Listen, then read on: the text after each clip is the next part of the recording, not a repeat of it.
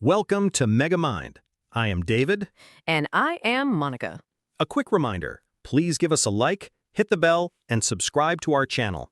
Thank you for watching and supporting us. So, Monica, I had this moment the other morning. I was sitting on the edge of the bed, staring at my socks like they were some sort of impossible puzzle. You know when you're like, today could go either way, total chaos or surprising productivity. Oh, absolutely. The sock stare? Classic existential crisis starter kit. Socks, coffee you're not ready to drink yet, and that vague sense that your bed is judging you for leaving it. Exactly. I felt like there was this invisible gate in front of me. One side said, go back to bed and doom scroll cat memes. The other said, get up, put the socks on, and actually start. And which did you choose? Well, the cat memes were strong, Monica, but I chose the socks. And you know what? That tiny decision felt like a big win. That's the thing, though, isn't it? People always imagine progress as some big, grand gesture, like suddenly running 10 miles after never jogging a day in your life. But in reality, it sucks. It's pouring water before coffee. It's like saying no to an extra biscuit at 11 p.m. Don't come for my biscuits, Monica. That's sacred ground. Okay, fair. But you see my point.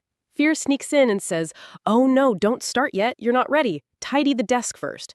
Fear's like a dodgy mate who keeps convincing you not to go to the gym because it's raining. I've had that mate.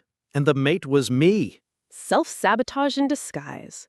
But here's the twist. Fear isn't actually the enemy. It's a message. It's like your body's dodgy alarm system going off because you looked at your email draft like it was a hungry bear. Imagine if bears were actually just awkward emails. Whole new survival manual. I'd read it. Chapter 1, don't poke the bear. Chapter 2, definitely press send on the scruffy draft no matter how much your pulse races. You know what? I like the idea of treating fear like a signal rather than a monster. Like instead of thinking, oh no, fear means danger, you think, oh, fear means this probably matters to me. Exactly. And then instead of running barefoot over hot coals, you just put one sock on, test the ground, and realize, hey, it's actually warm, not burning. Which is very comforting for my toes. Your toes deserve comfort, David. You know what else toes deserve? Discipline. Wow, I've never heard someone pitch discipline to toes before, but I'm listening. Hear me out. Discipline gets such a bad reputation. People imagine some drill sergeant shouting while you do push-ups in the rain. But discipline is really just remembered desire. Remembered desire? I like that. It's like future you whispering into present you's ear, hey, don't eat the whole pizza. I'd quite like to fit into trousers next week. Right. Discipline is basically kindness for the future self. You don't put the phone across the room because you like torturing yourself at midnight. You do it because future you wants some actual sleep. That's why I keep fruit in the fridge. Not because present me always wants it. Present me wants crisps, but future me, bless her, feels much better with an apple. 2 minutes before distraction. 2 pages before scrolling. I've been trying that. Like, okay, I'll do just 2 pages before I open social media. And half the time, by the time I've read the 2 pages, I actually want to keep going. It's like tricking a child. Eat 2 bites of broccoli and suddenly you've eaten the whole plate. Except the child is us. We are basically toddlers with bank accounts. Speak for yourself. My toddler self wouldn't have bought 17 plants and forgotten half their names. At least plants don't ask for Wi-Fi passwords. That's true, but they do silently judge when you forget to water them. Speaking of silent judgment, patience. Oof, the least glamorous of all virtues. It's the slow cooker of progress. You put the ingredients in, nothing seems to happen, and you're tempted to order takeaway. But then suddenly, it's stew, and it's delicious. Love that. Patience is active, though. It's not like sitting on the sofa waiting for results to fall into your lap. It's showing up, adjusting, measuring the reps, not the likes. Measuring the reps, not the likes. That's a t-shirt waiting to happen. Imagine Instagram if everyone measured reps instead of likes. Just people posting tick check boxes of push-ups and Pomodoro timers. Less glamour, more graphs. I'd still follow, though. There's something satisfying about someone showing up every day, even when it's boring. Actually, boredom itself is kind of proof you're on the right track. Boredom as a milestone. Like, congrats, you've outlasted novelty. Here's your badge of progress. Honestly, I'd take that badge over the dopamine hit of a random heart on my post. Okay, random tangent because you know I love them. If patience is a slow cooker, what's discipline? Discipline is the fridge magnet reminding you what's for dinner. And fear? Fear is the dodgy smoke alarm that goes off when you make toast. Accurate. And socks. Socks are destiny. Monica, I think we've cracked the whole philosophy of life through kitchen metaphors. We're basically philosophers, but with groceries. You know what else we need to talk about? The vessel. The body, mind, spirit, heart combo platter. Exactly. Because honestly, you can't separate your best ideas from your blood sugar.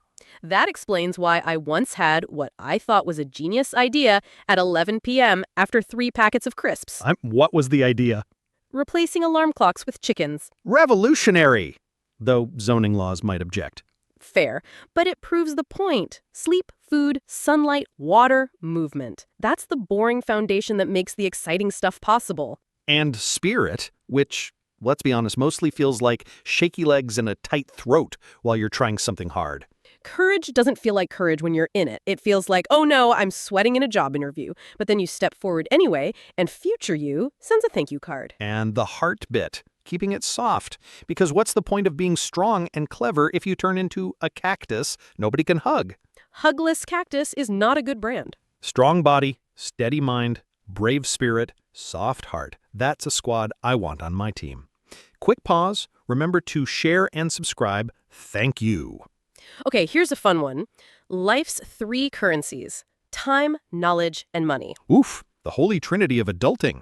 You can trade any 2 to buy the 3rd. Short on knowledge, spend time and maybe some money on a teacher or course. Short on time, spend money to delegate or knowledge to make systems smarter. And short on money, spend time to create value and knowledge to price it properly. Exactly. But the kicker is time's the one you can't replace. You know what I've realized?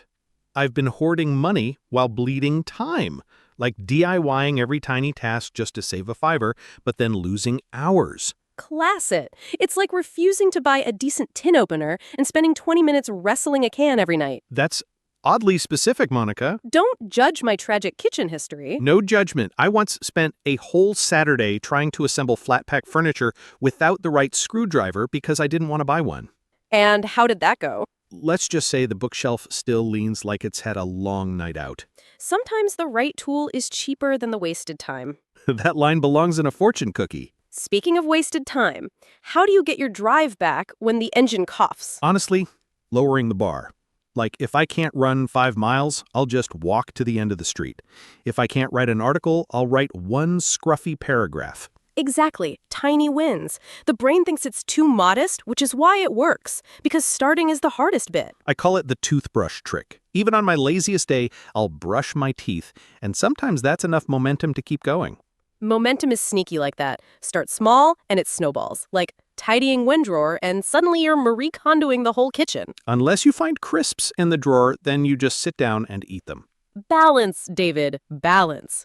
You know what question haunts people? What should I do with my life? Ah, the dreaded question. The one that makes you feel behind every time you look at someone else's LinkedIn. Here's a trick, though. When you don't know what to pursue becoming the clearest, healthiest version of yourself. Love that. Clarity is less about ideas in the shower and more about sleeping better, moving more, keeping promises to yourself, and then trying little experiments. Tiny experiments. Teach one concept, record one short video, volunteer once. Each thing returns info. Then patterns emerge. And passions? People think passions are found fully formed like treasure maps, but they're actually shaped by practice. Exactly. Passions less, oh, I found my calling, and more, oh, I kept showing up, and now I love this thing. Passions are basically hobbies that survived the boredom test. Speaking of loops, let's talk about dream. Ooh, yes. Discipline, routine, education, action, mentality. The loop that actually works. Not a straight line, but a cycle. Discipline gets you to prioritize. Routine makes it automatic. Education nudges your skill just enough. Action creates feedback, and mentality ties it all together. You know what I love? It's all about improving the next rep, not binging on theory. Like, read one page, try one thing, repeat. It's like cooking. Don't watch 30 hours of cooking shows and never chop an onion. Chop one onion, burn it slightly, then improve the next one. I've burned many onions in my time, Monica, each one a lesson. A true onion scholar. If dream is the loop, then a good day is like running a mini version. Absolutely. Start with water and sunlight. Write down the smallest thing that would make today count, do that first, and suddenly the whole day feels different. And end the day by leaving a note for future you, like, hey, start here tomorrow. I warmed up the seat for you. Future me always appreciates those little notes, unless it says clean the bathroom. Future me's notes usually say buy biscuits. Predictable. You know what people mess up? All or nothing.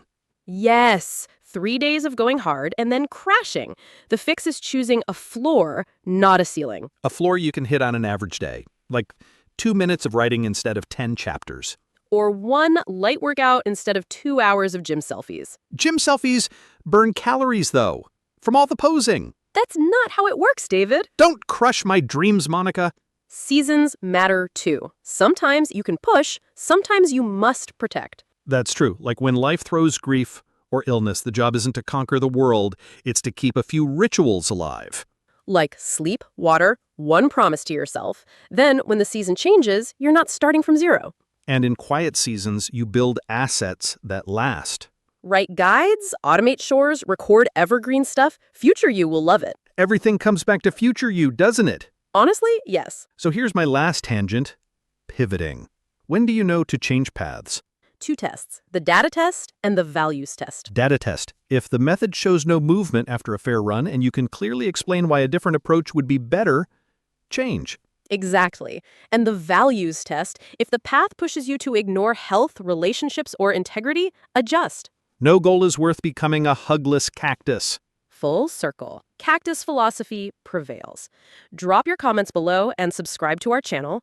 David and Monica are personas we use to make our content more engaging and relatable. We're not affiliated with any organization or product mentioned. Our discussions are just for inspiration and entertainment, not professional advice. Always think for yourself, take what works for you, and make your own decisions. See you next time.